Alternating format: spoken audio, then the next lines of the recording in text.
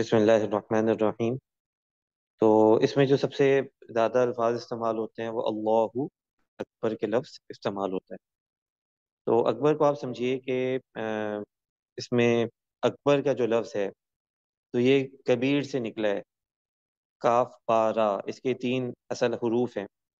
عربی کے اندر یہ ہوتا ہے کہ جب کسی بھی لفظ کا کی سپرلیٹو ڈگری بنانی ہوتی ہے، جیسے انگلش کے اندر ہوتا ہے، انگلش کے اندر ہوتا ہے نا گڈ، بیٹر، بیسٹ، یا اسی طرح کے بہت سارے اور الفاظ ہوتے ہیں، تو اس میں جو تیسری ڈگری ہوتی ہے اس کو سپرلیٹو ڈگری کہا جاتا ہے، جو کہ سب سے زیادہ اعلیٰ درجے کو ریپریزینٹ کرتی ہے۔ تو عربی کے اندر بھی اس طرح سے ہے کہ عربی کے اندر یہ والی جو شکل ہوتی ہے، جیسے کہ اکبرو، اکبرو یہ شکل ہے، تو یہ ریپریزینٹ کرتی ہے کسی بھی لفظ کی جو سب سے اعلیٰ شکل ہو سکتی ہے اس کو، یعنی کاف بارہ کبر کبر یا کبیر کا جو مطلب ہوتا ہے وہ ہوتا ہے بڑا، لیکن اگر اکبر ہو جائے گا تو اکبر کا مطلب ہوگا بہت بڑا، ٹھیک ہے، بہت بڑا یا سب سے زیادہ بڑا، جس سے مزید بڑا کوئی نہ ہو۔ اسی طرح جیسے کہ ہم کہتے ہیں کہ وہ فضیلت والا ہے،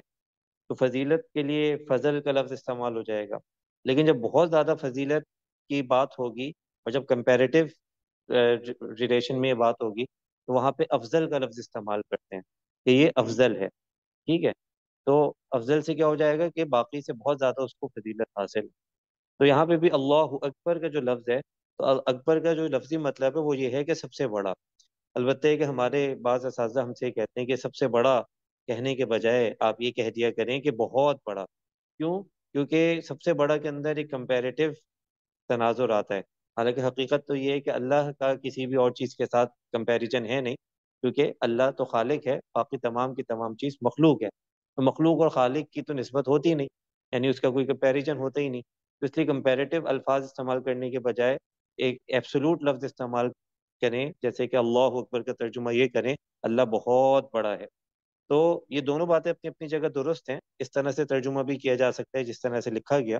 اور اس طرح بھی ترجمہ کیا جا سکتا ہے جس طرح کہ آپ کو بتایا جا رہا ہے۔ تو یہاں پہ اب آپ اس کو اس ذہن سے اس پورے ترجمے کو پڑھیں کہ جب اذان ہو تو آپ کے ذہن میں یہ جو تصور ہے اور یہ جو بات ہے یہ اجاگر ہو، آپ کے دلوں کے اندر یہ بات آئے کہ جب کہ آپ اذان کی صدا سنیں تو آپ کا دل یہ کہے کہ یہ صدا لگ رہی ہے کہ اللہ سب سے بڑا ہے، اللہ کی بڑائی، اللہ کی عظمت بیان ہو رہی ہے، اور اس بات کو بار بار دہرایا جاتا ہے، اذان کے الفاظ کیسے زبردست ہیں۔ تو اس میں کیا بتایا گیا؟ اللہ اکبر، اللہ اور اکبر سب سے بڑا ہے، پھر اللہ اکبر، اللہ سب سے بڑا ہے، اور اس کو دو مرتبہ پڑھا جائے گا۔ اس کے بعد کیا ہے؟ اشہدو، اشہدو کا مطلب ہے یہ شہادت سے ہے، اشہدو میں گواہی دیتا ہوں، اشہدو میں گواہی دیتا ہوں، ان کا مطلب ہے کہ میں گواہی دیتا ہوں کہ لا نہیں ہے، الہ کوئی معبود نہیں ہے، کوئی معبود الا اللہ سوائے اللہ کے، پھر اس کے بعد کیا گواہی دیتے ہیں؟ یعنی سب سے پہلے تو یہ بات ہو گئی کہ اللہ سب سے بڑا ہے، پھر جو مؤذن ہیں وہ اس بات کا اقرار کرتے ہیں کہ میں اس بات کی گواہی دیتا ہوں کہ اللہ کے سوا کوئی معبود نہیں ہے، جو ہمارے ایمان کی سب سے پہلی بنیاد ہے۔ اس کے بعد ہمارے ایمان کے اندر جو دوسرا حصہ ہے، اشہدو کہ میں گواہی دیتا ہوں، انا کہ محمدن محمد صلی اللہ علیہ وسلم رسول اللہ اللہ کے رسول ہیں۔ بہت ہی آسان الفاظ ہیں، میں گواہی دیتا ہوں کہ محمد صلی اللہ علیہ وسلم اللہ کے رسول ہیں۔ اس کے بعد عبد الرافظ کو نیچے کریں، آگے بڑھیں۔ حیا آؤ، حیا آؤ، علی الصلاۃ نماز کی طرف۔ اب آپ کہیں گے کہ ہم 3 دن سے آپ کو یہ پڑھا رہے ہیں کہ اللہ کا مطلب ہوتا ہے پر، اور یہاں پہ آپ ترجمہ کر رہے ہیں کی طرف،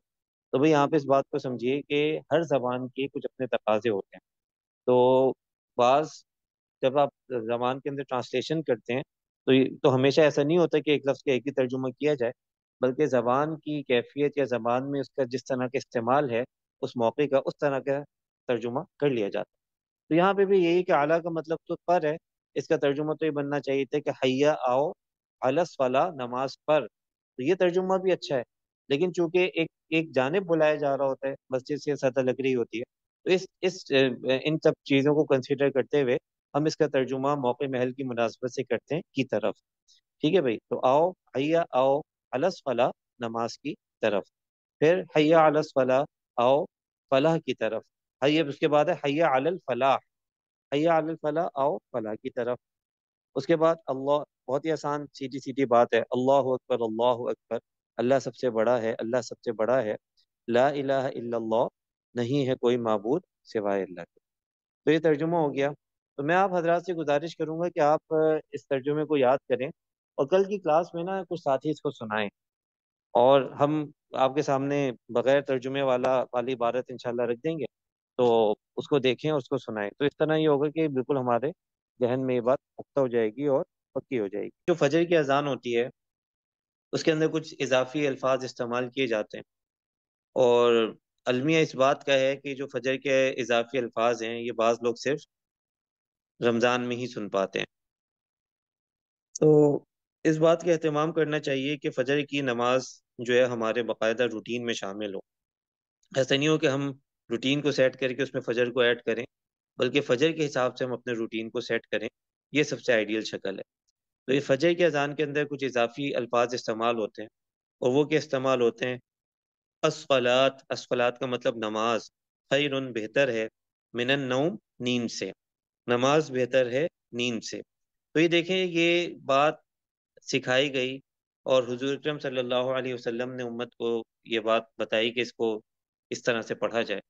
تو یہ کتنی پکی ٹھکی بات ہے کہ نماز ہر حال میں بلا شبہ نیند سے بہتر ہے، تو بھئی نیندوں کو اپنی قربان کیا جائے اور نماز کو پڑھا جائے، اور یہ بات اپنے مزاج میں شامل کی جائے کہ فجر کی نماز لازمی لازمی لازمی لازمی پڑھنی ہے۔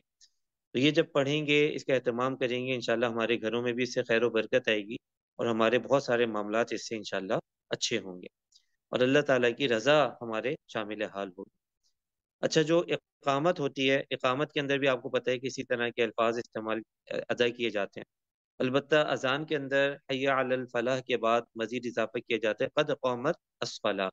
قد قامت کا مطلب کھڑی ہو گئی یا قائم ہو گئی، الصلاۃ کا مطلب ہے نماز، کہ کھڑی ہو گئی نماز یا قائم ہو گئی نماز، یہ اضافی الفاظ ادا کیے جاتے ہیں۔